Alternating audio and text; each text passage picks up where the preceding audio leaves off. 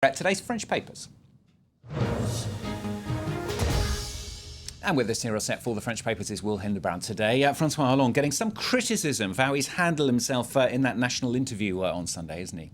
That's right, Stuart. It's been pretty widespread across the French papers. If we look at the front page of Libération, they call it the return of Professor Hollande. He was very didactic in his interview, the same interview you just heard about on economy. He spoke from everything from Syria to taxes to jobs, the environment. But the list goes on and on. But Libé says he basically failed to breathe while doing so. So the creative lads at the paper titled their editorial, Breathe. And they say that Hollande was speaking like he had a classroom of students in front of him, and that even though Syria might have been the most pressing issue on everyone's minds, no matter how tough his words were, it lessened his impact because he was so rigid.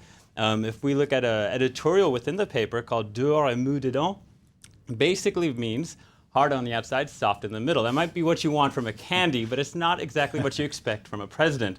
Hollande, what they say, there's a juxtaposition on his home approach and his approach with foreign issues. So his foreign policy, he displayed resolve and determination.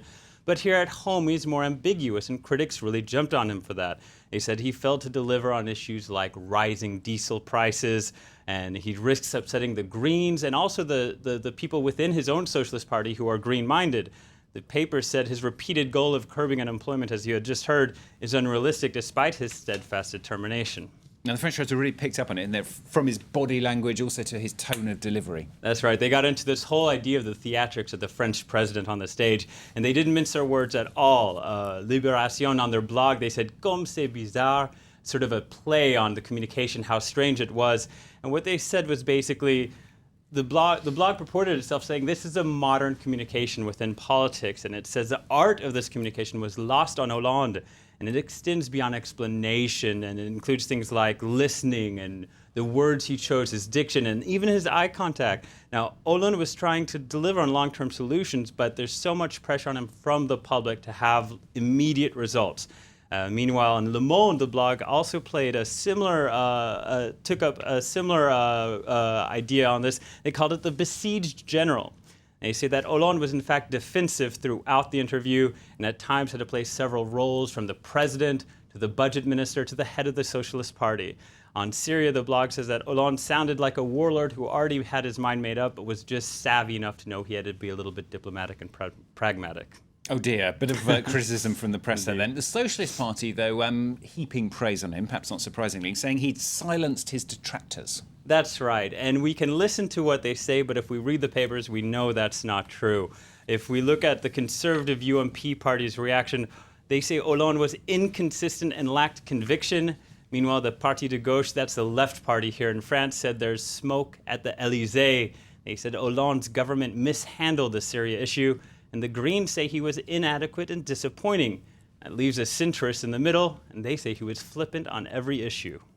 OK, well, also making the headlines here in France today, just how ununified the Conservative UMP party is. Now, the former Prime Minister Francois Fillon saying recently that he would vote for the most practical Conservative candidate in next year's elections. Now, might not sound controversial, but with no caveat mentions, many people think he's considering far-right candidates from the National Front party even. That's right, sir, and that is controversial, especially here in France. So François Fillon, as you mentioned, is a former Prime Minister, and what he said in Le Monde does a headline that says, it's the question that's splitting the right apart, and some within the UMP are now saying that this is a red alert.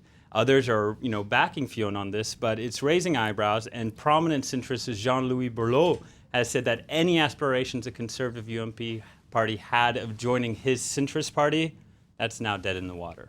OK, could be dramatic stuff there. We shall wait and see what happens. Will, thanks very much. Will Hildebrand with the papers here on France 24.